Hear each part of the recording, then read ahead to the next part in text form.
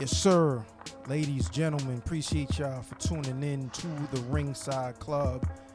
Unfortunately, not the happiest of occasions for this particular episode, but we're definitely going to celebrate the life of Jay Briscoe, one half of the legendary Briscoe Brothers Hall of Fame tag team. So before we get into the actual tribute episode, just want to have a little bit of fun before we delve into the details and then share some of our favorite matches. The Briscoes, Mark and Jay Briscoe, Hall of Fame tag team, 13-time Ring of Honor tag team champions. So, survey time like we usually do. Let's throw it around the ring. Aside from the Briscoes, let's just name some of our favorite real-life brother tag teams. I'm gonna go with the Steiners. Rick Steiner, Scott Steiner. I'm gonna go with the Hardys. I'm gonna go with Eddie and Chavo. They was cousins, boy. Yo, it's still, you know what I mean? It's family, man. It's blood. It's family. Blood. It's family. Toda la familia. Everything for the family. There you go. All right, let's start the show. Peace to the gods, the Ringside Club pod. My name is A.O. Say you're the Ron the Don. Blame Boogie while you at it, blame Chad Law. K-Fabe is dead, break the fourth wall. Whatever style, whether it's lucha or strong style. Come through the venue, fly, burn the bar down. Back to the pad, chop it up for the par. Ringside Club, intro to the squad as the show starts.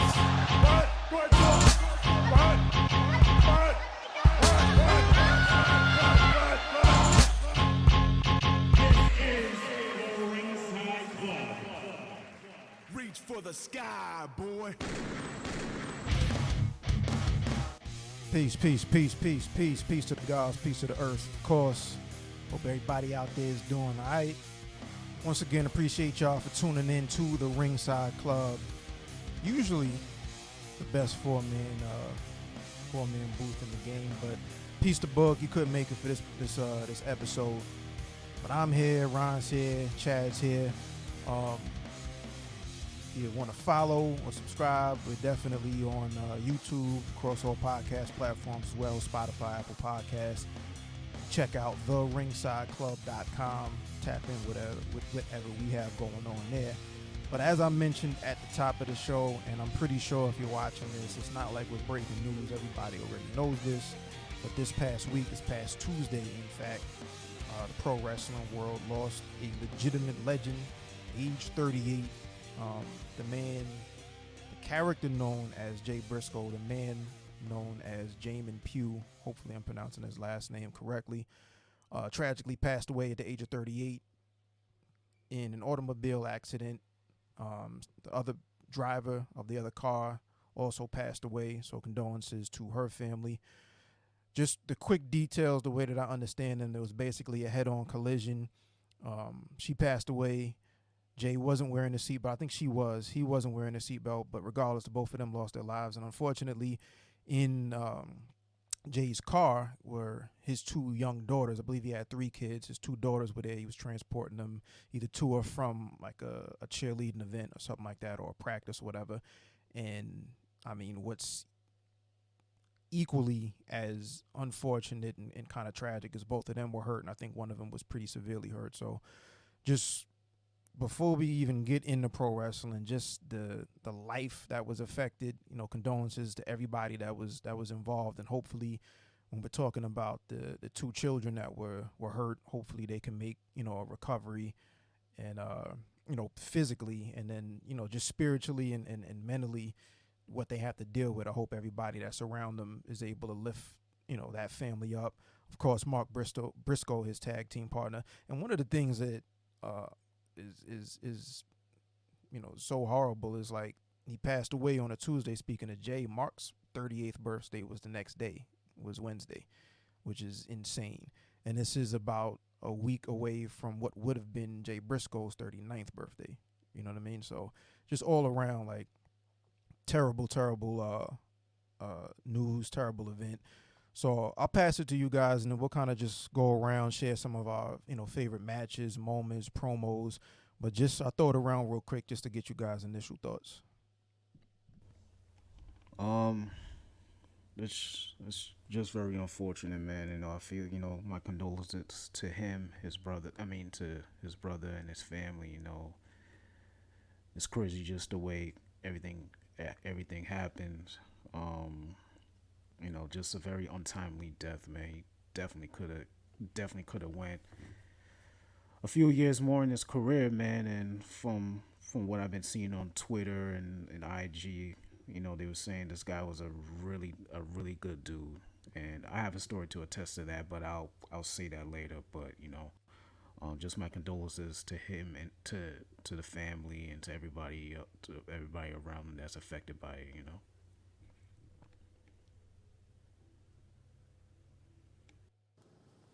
Smoking one right now. Jay Briscoe, you know what I'm saying? It's horrible to hear car accidents, especially with family members, kids, children. I mean, when I got the news, I saw the news on Twitter. I couldn't even believe it. It's like we were just talking about the FTR match not too long ago. It wasn't even a month. You know what I'm saying? It's just gone. It really makes you appreciate life and the people that are around you the most. Value them immensely. You know what I'm saying? Always tell your loved ones, I love you, your brothers, sisters, everybody. You know what I'm saying? Your gang. Always remind everyone of a great job they're doing. You know what I'm saying? I'm glad one silver lining, as crazy as it is, and don't crucify me for this, I'm glad this isn't a case where it's a wrestler who went out on his own terms, if you know what I mean. You know what I'm saying? I'm glad this wasn't a case where it was like a CTE or it's like he wilded out. It's like, yo, it literally was a freak accident. From what it sounds like, it was Shorty's fault. Both driving the same Silverado, different model per se. They're both driving Silverados, different model. But, what I read, she pretty much came onto him, pause, and collided into his head first. And even today, just driving on a two-way, road, that just made me think in the rain, I'm like, damn, like, what if this vehicle over here just mirrors right into, like, me? Like, it's only just two lanes. It's just me and them. Like, me right here and then the other side. So, like, if they just jump in front of me, like, I'm going head first into them. Because I'm just driving along my own way. I have no idea, I'm vibing, driving. It's like, it's sick because you really never know. Like, you really never know, yo. So, here's one, you know what I mean? To the Briscoes family, to Jay Briscoe, putting one up for you right now. You know what I'm saying? I know I first heard of Jay Briscoe, obviously early ROH days, but I thought he was obviously the kids of Gerald Briscoe. Yo, fact. I was so like that's the only Briscoes I'm aware of in the wrestling community coming from the Attitude Era. So I'm like, yo, he's got kids and they're killing it in Ring of Honor. Wow, that's what's up. And then I saw the match they had with their dad as the the 6-man tag, and I was like, wait a minute, that's not Gerald Briscoe. Who is this guy? So that's how That's not your pops. Yeah, I was like, yo, that's not Gerald Briscoe. It was like Mike Briscoe or something. Like, yeah, like. So obviously, Papa Briscoe. I didn't know what to classify them as. I thought in the beginning they were like just purebred, like Jacobian men wrestlers, and then Jay got the dreads, and I was like, yo, are they mixed with something? Like, are they like black? Are they like what is going on here? Like Jay gave off like homie vibes, like more than they gave like Delaware redneck. I've always heard a lot of people say that same shit. Like more than Delaware redneck. I feel like I got like Jay was like Jay a real nigga. Like Jay, you know what I'm saying? Jay just chilling, man. Jay just like, yo, man, I'm trying to just smoke this blunt, you know what I mean? Get this match done. Get his bread, you know what I mean? I don't know if he partakes, but I mean, he seemed like a good, like he's a wild guy, but he also was about his wrestling. So, yeah, man, I'm done on the tangent. R.I.P. Sleep in peace, Jay Briscoe. Word up. So yeah, like you mentioned the first time when you remember coming across him. I think Ron and I probably around the same time. So I'm pretty sure I got in the Ring of Honor. This has got to be 2013, 2014, somewhere around that time frame, probably 2014-ish.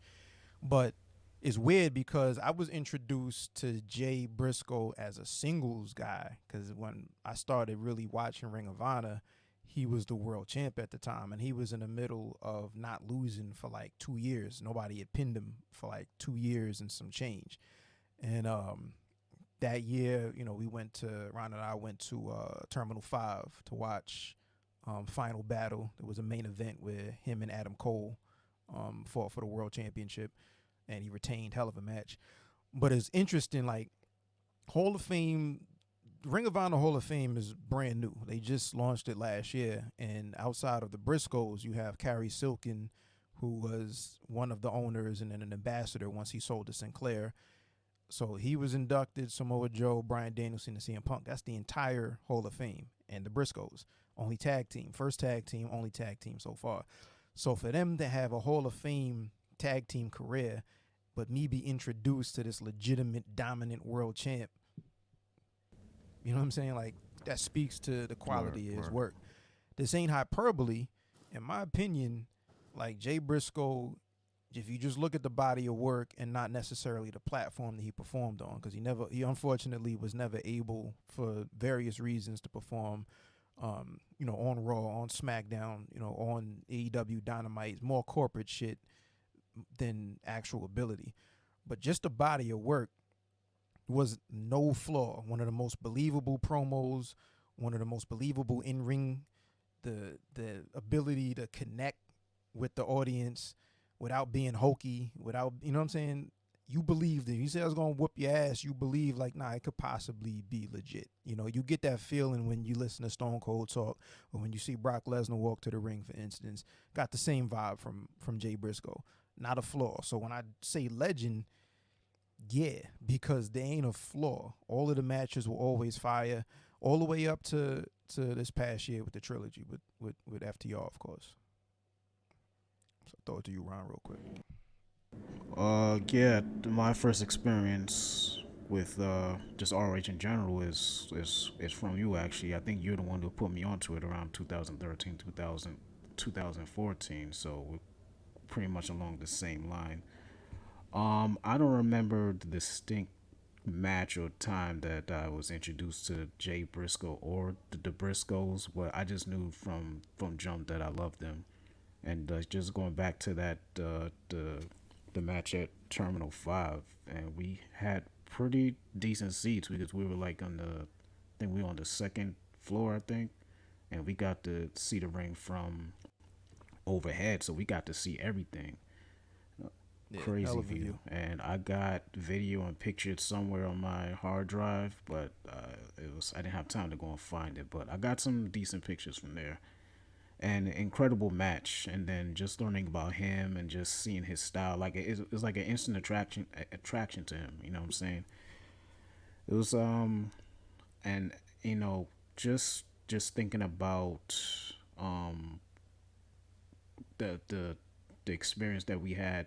Well, it wasn't an experience. It was just running into him when we were leaving. So me and two other guys, we had went down to, coincidentally, it was Baltimore. What was the event? It was I forgot what it was. Whatever it was in July, and it was a tag team. I think it was a tag team match. I forgot who against, but I remember we were walking out the arena. Which, by the way, that's where that Absolutely. T-shirt came from. Exactly, and rocking the T-shirt right now myself. We were walking back, and he happened to be standing in I guess like the walkway or whatever, and we all dapped him up, and then you gotta pick with him, and then we just left. But the thing is, we didn't really get to talk to him, but just for me dapping him up and just looking at him and just seeing his whole vibe, he just seems like the most kindest, the most nicest dude in the world. You know what I'm saying? And it was just such a contrast from like just seeing his character in general. But that just showed, like, just for me just being around him, it just showed like his vibe. You know what I'm saying? Just for like that, for like just that 1-2 minutes. So I kind of wish I got in a picture with him, but it is what it is. So that's kind of like my little small experience with him. At least I got to dap him up, at that time. You know what I'm saying? So, facts. I actually do have the picture right here, so I'll bring it up real quick. Cool dude. Real cool dude. Like, just speaking about, public personas, like, for one, I'm usually not the guy to walk up to like a public figure and ask for a picture unless it's like one of those meet and greets, and I'm dropping a couple dollars, because that's part of how they make their living, and I understand that. Having spent some time in entertainment, not necessarily as a front person, but just understanding the business. So that's not something that he had to do, but he was just hanging out, and I'm like, yo, you know what? I was down there. It was actually my a bachelor trip, because it's the same year that I was getting married. So I'm in a good mood, couple of beers, whatever. Dapped him up, had a quick conversation. He made sure, like, yo, just make sure that both of our eyes was open real quick. You know what I'm saying? Like, he wanted to make sure that the picture was straight before, I walked off. That ain't nothing he was getting paid for. As far as I'm concerned, his money was already in the bag from whoever was paying him through Ring of Honor. So when you look at some of the comments that people have been leaving, the outpouring of love and shock from people that have worked with him, in the wrestling, nobody had anything bad to say about him. Like, sometimes when people pass away, it's like, damn, condolences, or damn, sorry to hear that, or whatever. And then it kind of veers off. People were fucked up, because by all accounts, not only was he actually like a decent dude, he went out of his way to make people feel comfortable, brought his family to a lot of these events. And you could see, like, there's a video, I'm sure everybody has seen, of him just doing like a quick chair routine with his girl, with his one of his daughters, where he tied a bow in his hair. It's like during the quarantine, and he's doing the whole, whatever the routine is.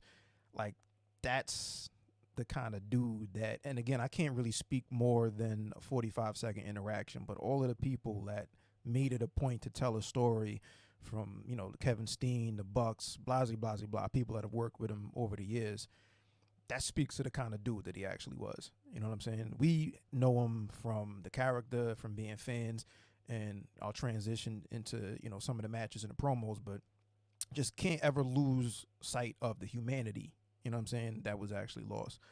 So just to kind of close out this episode, again, this is going to be real quick, real short. We wanted to make sure that we pay proper respect, but kind of got in, got out, and left it at that.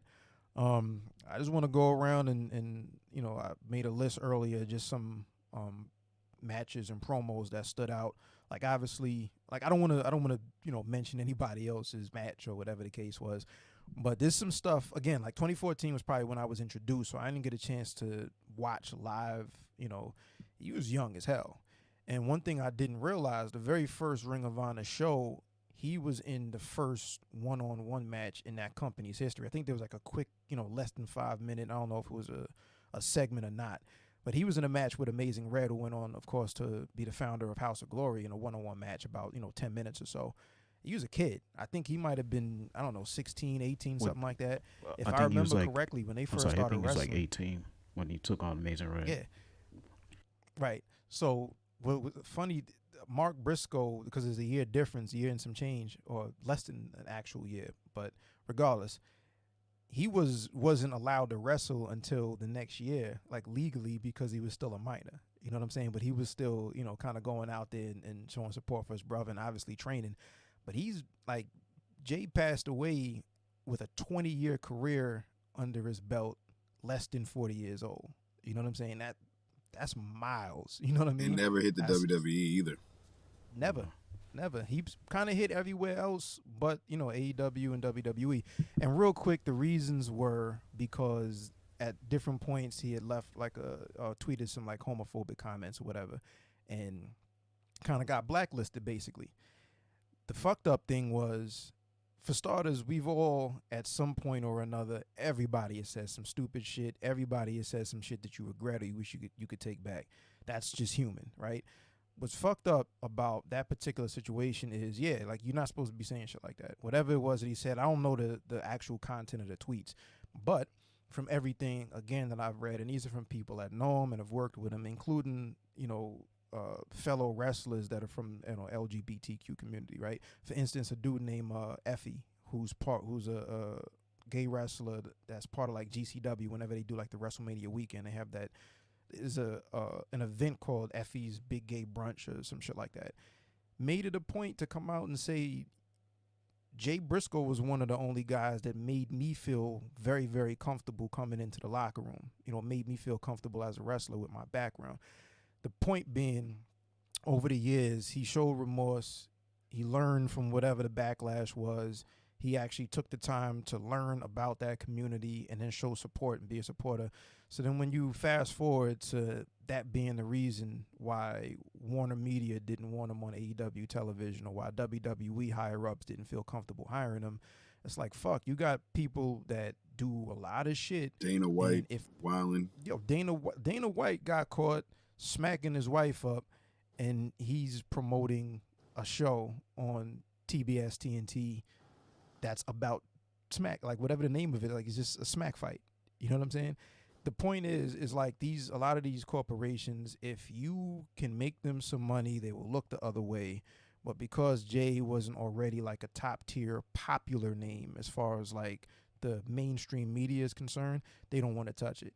You have people like Hulk Hogan, for instance, who says a bunch of wild shit, and his peers in the business don't necessarily vouch for him being like a repentful person and actually learning, and why, you can always come back from something if you take the time to learn, honestly apologize, and then through your actions over time show that you've learned something. Hogan ain't never do that shit, but he's about to be at the Raw reunion. And you can go down a list of a bunch of people that have done a bunch of shit, and it kind of, you look the other way because of their name and their stature and the fact that there could be a couple dollars attached to their name. Unfortunately, somebody that, you fucked up tweeting that, but you learned over time, and you got a bunch of people that will vouch for you and say that, you know what I mean? Like, you did right by your mistake, and he never got the opportunity. You know what I mean? Fucked up. But that being said, I wanted to highlight that match. There's a match, I think, during quarantine that was like a match on the farm, or a fight on the farm, that was a one-on-one between Mark Briscoe and Jay Briscoe, which when you start talking about matches at that time, when you do a cinematic, a lot of Hardy matches and Undertaker matches, I beg everybody to go out there and watch that shit. It's entertaining as hell. Speaking of Papa Briscoe, he was the ref for that match, so that was fire. I'll just mention one more. The NWA Crockett Cup. The Briscoes tagging against the Rock and Roll Express. It was an NWA ROH collab. It was a fire event. This is when NWA was making a comeback, and it was entertaining before it went off the rails again. I thought they were going to fucking kill him. This is two guys in their prime versus two senior citizens, and it was a fire match. And if you haven't seen it, check it out. I'm sure you can find it on YouTube or Fight TV or something like that. And promo-wise, again, you're not going to find anybody better. You know what I'm saying? He's in that top tier, elite tier. You believe everything he's going to say. He's nice with the words. You believe it. I mean, I could mention a bunch of shit. One of the quotes, there's a Briscoes promo where at the time there was a couple of wrestlers in ROH that were, a lot of heavy MMA influence, like a Kyle O'Reilly, for instance. And it was just funny. Like, Mark Briscoe threw a comment. I was like, yo, Terry Funk ain't wearing no mouthpiece. And they start going down. Bruiser Brody ain't wearing no mouthpiece. It's basically saying, you do that shit over there, but you come over here in a professional wrestling, I'm going to bust your ass whether you got MMA training or not. But all of their promos were funny and dead serious at the same time. You know what I'm saying? So just go down, type Jay Briscoe or Briscoe's promo on YouTube, find some shit. You'll be entertained. I've said enough. Throw it around. Yeah, man. I was actually going to mention that that farm match, pretty fire match. I actually watched it again earlier. I was like pretty entertaining during that the pandemic. One of the promos that I was thinking about was some of the ones that you had sent earlier. The Simple Mathematics one, the Aussie Open, which was hilarious, and the who the hell is Aussie Open? Aussie Open, like who the hell is they? And then the what had me crying was the when they were talking about when they went to the WWE tryouts, and then they got back to him about, they were saying that he's not cosmetically pleasing to the eye, whatever it is. That shit was hilarious to me, man, because he was just going off. And the Terry Funk ain't nowhere no mouthpiece. That was hilarious. I think that might have been the first time I've seen that promo. But another highlight is, of course, the final battle match we went to go and see. I just remember him.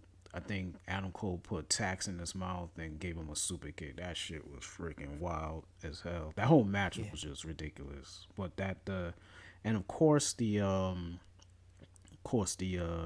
three FTR, the three matches they have with FTR, fantastic matches, man. And I'm so glad, because of what happened now, I'm so glad that they actually won the titles back. You know what I'm saying? So that was just, kind of fitting, in a way. But unfortunately, they're probably going to have to give it up, unfortunately. But it was that match and the farm match, very entertaining to me, man. So rest in peace, man,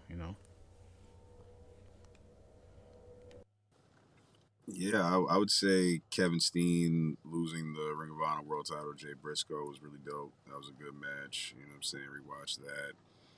I liked the little run with EC3. I thought that was pretty entertaining because I'm an EC3 guy. You know what I'm saying? Flame me now. F y'all. Um, you know what I'm saying? He had the Impact return recently. They were having a great run. I think this year would have just been capped off by another Ring of Honor tag title run, honestly. That or a world title run. You know what I'm saying? Maybe this would have been the year they had the breakout year and got through and made it to AEW television. Like, who would have thought? You know what I'm saying? We still never say never in this business. So, Absolutely. you know what I mean? Salute to Jay Briscoe and the Briscoe family from here at the Ringside Club. You know what I'm saying? Godspeed in the next journey. And much love and safety to everybody in the whole entire Briscoe and wrestling community, man. I know everybody's mourning right now, for sure, for sure. You see all the love. All you got to do is type it into Twitter. You see it. Facts. Facts. You want to tell them about that, the link you sent us about supporting the family. Oh, word. Before we get out of here, we're going to end on this. Let me just pull this up. If you head over to our Twitter, Instagram, I actually tweeted this out just before we started recording. But there's a link as a fundraiser that looks like a friend of the family put together. And the reason I know this is legit is there were